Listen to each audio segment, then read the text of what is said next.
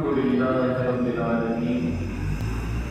والصلاة والسلام على سيد الأنبياء والمرسلين والعاقبة للمتقين أما بعد فأعوذ بالله من الشيطان الرجيم بسم الله الرحمن الرحيم رضي الله عنهم ورضوا عنه ذلك لمن خشي ربه صدق الله العظيم بلغنا رسوله النبي الكريم نحن على ذلك لمن الشاهدين والشاكرين والحمد لله رب العالمين. تفصیلی اور تھوڑا وقت بیان ہمارے مسجد کے امام و خطیب حضرت علامہ مولانا محمد ادریس قادری صاحب کر چکے. میں کوئی باقاعدہ کوئی لمبا چوڑا بیان کرنے کا نہ ارادہ ہے نہ نیت ہے، لیکن آج کل اہل سنت و جماعت میں جو فتنے پیدا ہو رہے ہیں ان کی طرف ان کے سدباب کے لیے کچھ عرض کرنا چاہتا ہوں. آج ہمارے یہاں صحابہ اکرام علیہم رضوان معاذ اللہ کل عام طعن کیا جاتا ہے. اہل بیت رضوان اللہ تعالی علیہم اجمعین کے حق کو غصب کرنے والا معاذ اللہ صحابہ کو قرار دیا جاتا ہے. حضرت معاویہ رضی اللہ تعالیٰ عنہ پر یزید کے والد ہونے کی حیثیت سے انہیں بھی برا بھلا کہا جاتا ہے. یہ تمام کی تمام خرافات صرف یہاں سے آ کے نہیں رکتی، بلکہ یہ باتیں اور آگے بڑھتی ہیں. حضرت عثمان رضی اللہ تعالیٰ عنہ پر سب کو شتم کیا جاتا ہے، انہیں تنقید کا نشانہ بنایا جاتا ہے. اور اب باتیں حضرت عمر رضی اللہ تعالیٰ عنہ اور سیدنا افضل البشر بعد الانبیاء صدیق اکبر رضی اللہ تعالیٰ عنہ کی شان میں بھی بہت کچھ بتایا جاتا ہے. میں کتاب پڑھ رہا تھا تو اس کتاب میں اس جماعت کی فطرت اور اس جماعت کا وتیرہ کہ جو صحابہ کو برا بھلا کہتے ہیں، تو ان کی فطرت اور ان کا وتیرہ یہ بیان کیا کہ یہ لوگ صرف حضرت معاویہ رضی اللہ تعالیٰ عنہ یا خلفائے راشدین پر بات نہیں کرتے، بلکہ یہ وہ بدنصیب لوگ ہیں کہ جن کے الزامات سے، جن کے اعتراضات سے اور جن کی تہمتوں سے انبیاء و مرسلین علیہم الصلاۃ والتسلیم اور ہمارے آقا والا محمد مصطفیٰ صلی اللہ علیہ وسلم بھی محفوظ نہ رہے. ان کا مشہور عقیدہ ہے کہ جبریل امین کو وحی حضرت علی پہ نازل کرنی تھی. یہ تو جبریل سے خطا ہو گئی کہ انہوں نے وہی محمد صلی اللہ علیہ وسلم بنا دیا۔ اس کا مطلب رسول اللہ صلی اللہ علیہ وسلم کی نبوت و رسالت کو یہ لوگ دل سے تسلیم کرنے والے نہیں۔ انہوں نے کہا کہ بات یہیں تک نہیں رکتی، بلکہ ان کی تنقیدات سے، ان کی تہمتوں سے، ان کے اعتراضات سے اللہ تبارک و تعالیٰ کی ذات بھی محفوظ نہ رہ سکے۔ کہ ان کے یہاں ایک عقیدہ ہے اور وہ عقیدہ ہے بدا، با، دال اور حمزہ، بدا کا عقیدہ ہے۔ تو بدا کا عقیدہ کیا ہے؟ تو ان کے یہاں یہ عقیدہ ہے کہ اللہ تبارک و تعالیٰ کوئی حکم دیتا ہے، کوئی فیصلہ دیتا ہے، اور جب اس کے نتائج غلط نکل آتے ہیں تو پھر اللہ تبارک و تعالیٰ اس حکم کو ختم کر کے دوسرا حکم دے دیتا ہے۔ گویا کہ معاذ اللہ تبارک و تعالیٰ کو یہ معلوم ہی نہیں ہے کہ میرے اس حکم دینے سے کیا نتائج برآمد ہوں۔ حالانکہ وہ عالم الغیب والشہادہ، جو کچھ ہونے والا ہے اللہ کے حکم سے ہی ہونے والا ہے۔ جو ہوا اور جو ہوگا وہ اللہ تبارک و تعالیٰ کے حکم اور اس کے ارادے ہی سے ہوگا۔ تو ان کے عقیدے سے تو یہ پتہ چل رہا ہے کہ جو ہونے جا رہا ہے وہ اللہ کے اختیار میں بھی نہیں ہے۔ تو انہوں نے بڑے پتے کی بات کہی کہ جن لوگوں سے انبیاء مرسلین اور ہمارے آقا مولانا محمد مصطفیٰ صلی اللہ علیہ وسلم بلکہ خود اللہ تبارک و تعالیٰ کی ذات محفوظ نہ رہ سکی تو اور ان سے کیا توقع کی جا سکتی ہے، ان سے اور کیا بھلائی کی امید کی جا سکتی ہے۔ تو صحابہ کرام علیہم رضوان پر پاک و تشریف یہ در حقیقت اپنے اوپر آنے والے الزامات کو کسی اور طرف ڈائیورٹ کر دینا ہے۔ جس وقت سیدنا صدیق اکبر رضی اللہ تعالیٰ عنہ خلیفہ تھے تو کیا اس وقت مولا کائنات موجود تھے یا نہیں؟ ہم زیادہ بہتر جانتے ہیں، تم زیادہ بہتر جانتے ہو یا مولا کائنات زیادہ بہتر جانتے ہیں؟ جب علی المرتضی شیر خدا رضی اللہ تعالیٰ عنہ نے جب صدیق اکبر کے ہاتھ پر بیعت کر لی، جب ان کے پیچھے نماز پڑھ لی، جب انہیں اپنا امام اور خلیفہ مان لیا، تو اب صدیق اکبر کی خلافت پر کام و تشریح کرنے کا اب کسی کو حق نہیں رہتا۔ جب سیدنا فاروق اعظم رضی اللہ تعالیٰ عنہ خلیفہ تھے تو کیا اس وقت مولا کائنات موجود تھے یا نہیں؟ جس وقت آپ کو خلیفہ مقرر کیا گیا، کیا حضرت علی رضی اللہ تعالیٰ عنہ نے حضرت عمر رضی اللہ تعالیٰ عنہ کی خلافت کو قبول کیا یا نہیں کیا؟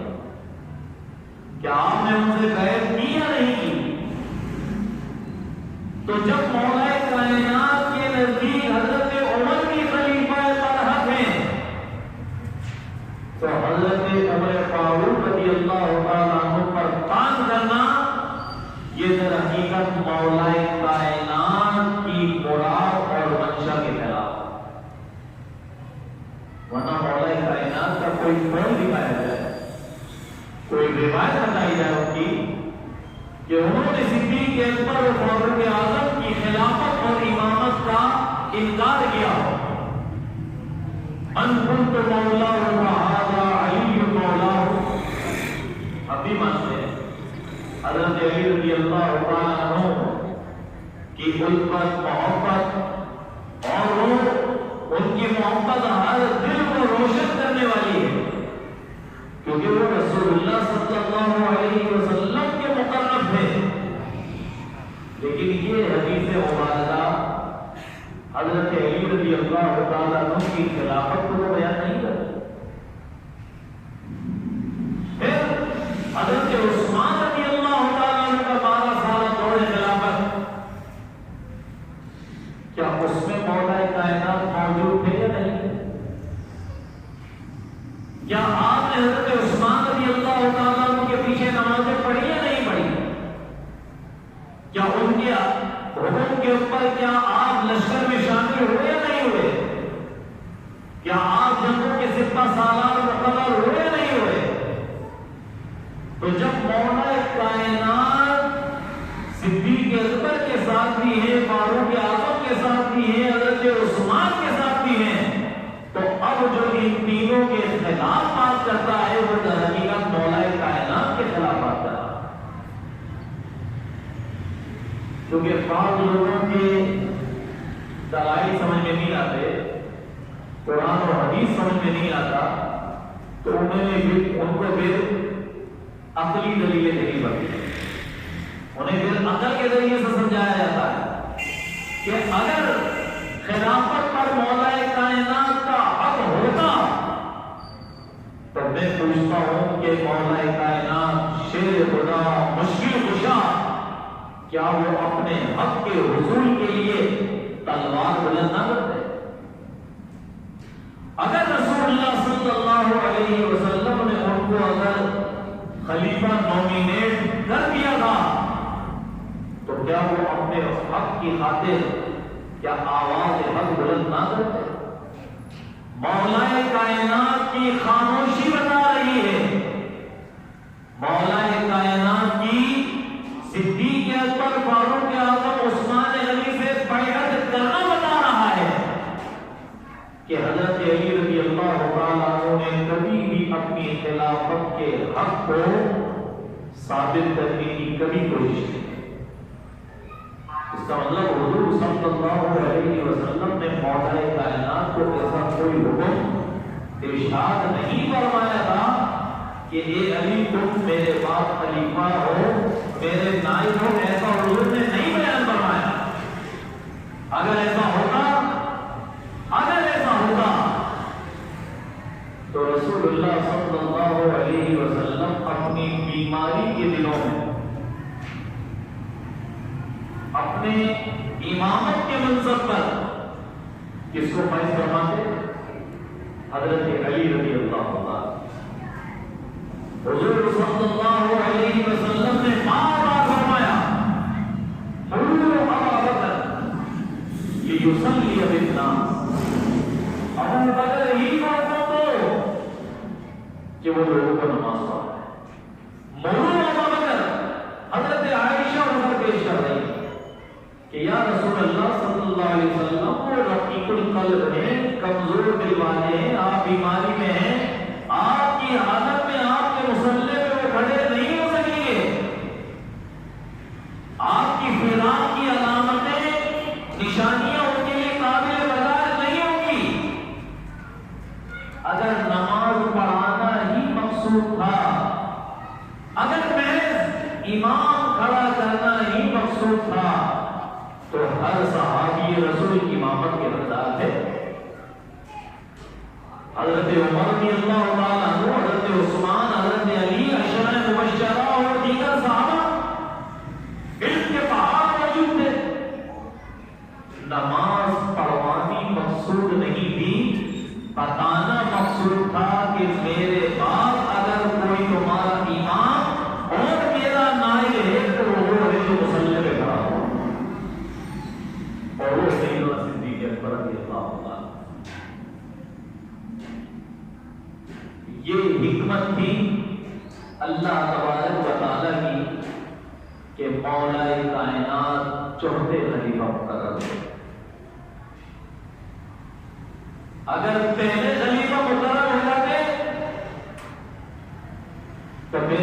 سینہ چوڑا کر کے صدیق اکبر فاروق اعظم عثمان غنی کی ایک دلائل کو اس طرح بیان نہ کر رہے ہوتے ہمارے لیے کوئی دلیل نہ بھی ہو تو ایک ہی دلیل کافی ہے وہ مولا کائنات کی ذات مبارک ہم وہاں پر ہیں جہاں مولا کائنات ہے یہ لوگ حدیث پڑھتے ہیں الحق مع علی وعلی مع الحق حق علی کے ساتھ ہے اور علی حق کے ساتھ ہے میں تم سے پوچھتا ہوں اب بتاؤ کہ علی صدیق اکبر کے ساتھ ہے یا نہیں علی فاروق اعظم کے ساتھ ہے یا نہیں علی عثمان غنی کے ساتھ ہے یا نہیں اس حدیث مبارکہ سے پتہ چلا کہ حق کون ہے صدیق اکبر فاروق اعظم عثمان غنی یہ تینوں کے تینوں خلیفہ برا کیونکہ حضور نے فرما دیا کہ علی حق کے ساتھ ہے اور حق علی کے ساتھ اگر حدیث کو مانو گے تو صدیق اکبر کی خلافت کو نہیں ماننا پڑے گا اگر حدیث کو مانو گے تو فاروق اعظم کی خلافت کو ہی ماننا پڑے گا اگر حدیث کو مانو گے تو حضرت عثمان کی خلافت کو ہی ماننا پڑے گا اور اگر تم خلافت کو نہیں مانتے اس کا مطلب تم اس حدیث کو نہیں مانتے پھر حضرت معاویہ کا مسئلہ کیونکہ آج سیدنا معاویہ رضی اللہ تعالیٰ عنہ کی سیرت مبارکہ پر خاص بیان سننے کے لیے ہم یہاں جمع ہوئے سیدنا امیر معاویہ رضی اللہ تعالیٰ عنہ وہ ذات مبارکہ ہے کہ آپ نے حضور صلی اللہ علیہ وسلم کے ایک فرمان کی کہ حضور علیہ السلام نے فرمایا کہ جو شخص قسطنطنیہ کی فتح کے لشکر میں شامل ہوگا وجبت لہ الجنہ اس کے لیے جنت واجب ہوگی اس لشکر کو تیار کرنے والے سیدنا امیر معاویہ رضی اللہ تعالیٰ جس کے دور خلاف جس کے دور حکومت میں لشکر میں شامل ہونے والے جنت میں چلے جائیں تو اس دور حکومت و امارت کے امیر اور حاکم کا حال کیا ہو حضور علیہ السلام کو جنت کی بشارت دے رہے ہیں پھر سب سے پہلے سمندر کے اندر بیڑے اتارنے والے حضرت سیدنا امیر معاویہ رضی اللہ عنہ سب سے پہلے سمندری راستے سے جنگ کرنے والے حضرت سیدنا امیر معاویہ رضی اللہ عنہ اور آپ کیا سمجھتے ہیں امیر معاویہ رضی اللہ عنہ کوئی ہلکی پھلکی شخصیت ہے آپ کو شام میں گورنر والی جس طرح آج ہمارے یہاں صوبوں میں گورنر مقرر کر دیے جاتے ہیں آپ کو شام کا گورنر مقرر کرنے والے سیدنا فاروق اعظم رضی اللہ تعالیٰ فاروق اعظم رضی اللہ تعالیٰ نے بڑے بڑے والیوں اور گورنروں کو معذور کیا لیکن حضرت معاویہ رضی اللہ تعالیٰ عنہ کے بارے میں کوئی ایک روایت نہیں ملتی کہ حضرت عمر رضی اللہ تعالیٰ عنہ نے حضرت معاویہ رضی اللہ تعالیٰ عنہ کو معذور کیا اس کا مطلب حالانکہ آپ کا جو جاسوسی نظام تھا جو آپ کا خفیہ نظام تھا فاروق اعظم رضی اللہ تعالیٰ عنہ کا وہ انتہائی فعال تھا آپ نے والیوں پر گورنر پر مقرر کر رکھا تھا کہ کسی گورنر کے گھر کے باہر 2 سے زیادہ دربان یعنی محافظ کھڑے نہیں ہیں ایسا نہیں ہے کہ حفاظت کے دستے گورنر کی حفاظت پر ماحول ہو آپ نے کہ گورنر کے دسترخوان کے اوپر ایک سے زیادہ کھانا موجود نہیں ہونا چاہیے۔ گورنر کبھی ترکی گھوڑے پہ سوار نہیں ہوگا، گورنر کبھی فلاں علاقے کا لباس نہیں پہنے گا۔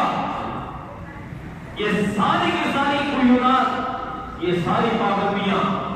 آپ نے اپنے گورنروں پر اور اپنے والیوں پر مقرر کر۔ تو شام میں کس نے مقرر کیا آپ کو؟ حضرت فاروق اعظم رضی اللہ تعالیٰ۔ آپ کا 10 سالہ دور فاروق اعظم رضی اللہ تعالیٰ ہوگا۔ آپ نے انتہائی عالی شان طریقے سے شام میں گورنری کی۔ پھر اس کے بعد حضرت عثمان رضی اللہ تعالیٰ کا دور آیا۔ 12 سالہ دور حکومت حضرت عثمان رضی اللہ تعالیٰ کا زمانہ خلافت۔ آپ اسی شام میں آپ کے دور کے اندر بھی گورنر ہے، اور اس وقت آپ اتنے مضبوط ہوئے کہ آپ کے پاس ایک لشکر جرار تھا۔ علماء کے حکم سے کفار کے خلاف آپ برسر پیکار ہوا کرتے ہیں۔ بڑی بڑی جنگوں میں آپ کے ترتیب دیے ہوئے لشکر وہ شرکت کیا کرتے تھے۔ پھر جب حضرت عثمان رضی اللہ تعالیٰ عنہ کی شہادت ہوئی اور حضرت علی رضی اللہ تعالیٰ عنہ سے حضرت معاویہ رضی اللہ تعالیٰ عنہ کا اختلاف قاتلین عثمان کو سزا دینے کے معاملے میں ہوا۔ حضرت معاویہ رضی اللہ تعالیٰ عنہ نے فرمایا کہ قاتلین عثمان کو فوراً سزائیں دی جائیں، اور حضرت علی رضی اللہ تعالیٰ عنہ کا موقف یہ تھا کہ ابھی اسلامی ریاست، اسلامی سلطنت جو کہ بلوا ہو چکا ہے، اس قدر فتنہ، اس قدر فساد پھیل چکا ہے کہ اسلامی ریاست کا خلیفہ شہید کر دیا گیا ہے۔ تو ایسے موقع پہ ریاست بڑی کمزور ہو گئی۔ بلوائیوں کے خلاف تلوار اٹھانا گویا کہ ریاست کو ٹکڑوں میں بانٹ دینا۔ حضرت علی رضی اللہ تعالیٰ عنہ نے قاتلین عثمان کو قید نہیں کیا اس وقت حکمت کے تحت۔ حضرت معاویہ رضی اللہ تعالیٰ عنہ اسی پر مصر رہے، اور پھر یہی بات آگے چل کے اختلاف کی وجہ بنی، اور یہی بات پھر آگے چل کے جنگ کی وجہ بنی۔ حضرت علی رضی اللہ تعالیٰ عنہ 4 سال خلیفہ رہے۔ ان 4 سالوں میں بھی حضرت معاویہ رضی اللہ تعالیٰ عنہ شام پر حاکم کر رہے۔ اس سے اندازہ لگائیں کہ وقت کے خلیفہ کے مقابل میں حضرت معاویہ رضی اللہ تعالیٰ عنہ شام کے اندر کھڑے ہیں، تو آپ حضرت معاویہ رضی اللہ تعالیٰ عنہ کی طاقت کا اندازہ لگا سکتے ہیں۔ پھر حضرت علی رضی اللہ تعالیٰ عنہ کی جب شہادت ہو جاتی ہے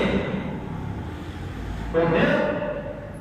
مزید 20 سال حضرت معاویہ شام کے اندر امیر اور حاکم بن کے رہے۔ تو 20 سالہ دور حضرت علی کی شہادت کے بعد کا، 4 سالہ دور حضرت علی کا، 12 سالہ دور حضرت عثمان رضی اللہ تعالیٰ عنہ کا، اور کچھ سال 10 سال میں سے 5 سال تو حضرت عمر رضی اللہ تعالیٰ عنہ کے دور کے ہوں گے۔ تو یہ کل ملا کے تقریباً 40 سالہ دور حکومت حضرت معاویہ رضی اللہ تعالیٰ عنہ کا شام کے اندر بنتا ہے۔ اور اس دور کے اندر کوئی ایسی جنگ سامنے نہیں آئی کہ حضرت معاویہ رضی اللہ تعالیٰ عنہ اس جنگ میں ہار گئے۔ یہی جو اس وقت حضرت علی رضی اللہ تعالیٰ عنہ کے ساتھ تھے، جب حضرت علی رضی اللہ تعالیٰ عنہ کی شہادت ہو گئی، حضرت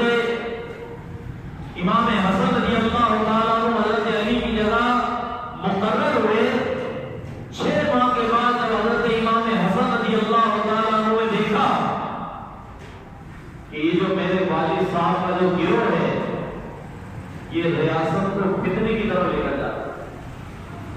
یہ ریاست کو فسادات اور شر کیفیوں کی طرف لے کے جا رہا ہے، اور آپ کو حضرت معاویہ رضی اللہ تعالیٰ عنہ کی قوت، طاقت اور اقتدار کا پتہ تھا، اور آپ کو یہ معلوم تھا کہ حضرت معاویہ رضی اللہ تعالیٰ عنہ کو اچھے طریقے سے لگام ڈال کے رکھیں گے، تو مسلمانوں کے وسیع تر مفاد کی خاطر حضرت امام حسن نے حضرت معاویہ رضی اللہ تعالیٰ عنہ سے صلح کی، آپ خلافت سے دستبردار ہو گئے، نظام حکومت و امارت حضرت معاویہ رضی اللہ تعالیٰ عنہ کے حوالے کر دیا۔ تو وہی لوگ کہ جو حضرت علی رضی اللہ تعالیٰ عنہ کے ساتھ جینے مرنے کا دم بھرتے تھے، وہ بھی حضرت معاویہ رضی اللہ تعالیٰ عنہ کے زیر حکومت خاموشی سے زندگی گزارتے تھے۔ انہوں نے بھی حضرت معاویہ رضی اللہ تعالیٰ عنہ کو اپنا امیر اور حاکم مانا، آپ کی خلافت کو، امانت کو قبول کیا، اور اس وقت کسی نے حضرت معاویہ رضی اللہ تعالیٰ عنہ کے خلاف کوئی بغاوت نہیں، یعنی حضرت معاویہ رضی اللہ تعالیٰ عنہ کے دور حکومت کے اندر کسی علاقے میں حضرت معاویہ رضی اللہ تعالیٰ عنہ کے خلاف کوئی بغاوت کا کوئی تصور بھی نہیں کر سکتا، اس قدر آپ کا اپنے علاقوں میں کنٹرول تھا۔ آج حضرت معاویہ رضی اللہ تعالیٰ عنہ کو لے کے بحث کرتے ہیں، یزید سے بات شروع ہوتی ہے، پہلے یزید سے بات شروع ہوتی تھی، حضرت معاویہ پہ جا کے ہو جاتی تھی، آج حضرت معاویہ پر بات رکھتی نہیں ہے بلکہ علماء تک جاتی ہے، آج